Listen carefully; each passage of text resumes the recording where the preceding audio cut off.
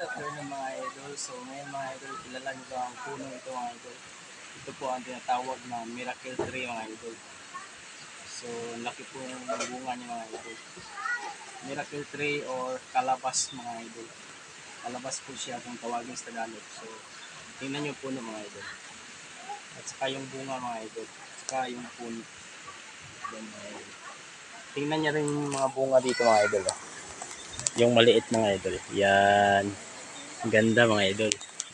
At saka yan mga idol. Yan. Tapos ang puno mga idol. Dito pa mga idol yung bunga niya mga idol. Yan. Ito yung pinakamalaki mga idol. Yung sa gitna mga idol. Tingnan mga idol.